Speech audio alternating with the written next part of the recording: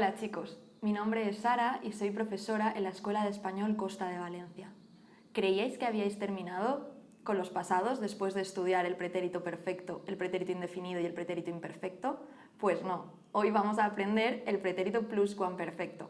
¿Para qué utilizamos el pretérito pluscuamperfecto? El pretérito pluscuamperfecto lo utilizamos para expresar acciones pasadas anteriores a otras acciones. Por ejemplo, ayer no fui al cine porque ya había visto la película.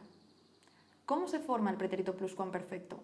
El pretérito pluscuamperfecto lo formamos con el pretérito imperfecto del verbo haber, había, habías, había, habíamos, habíais, habían, más participio. ¿Recordáis cómo se forma el participio?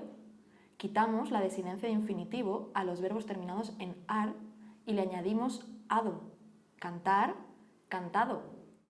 Yo había hablado. Yo había usado el ordenador. Quitamos la desinencia de infinitivo a los verbos terminados en er y en ir y le añadimos ido.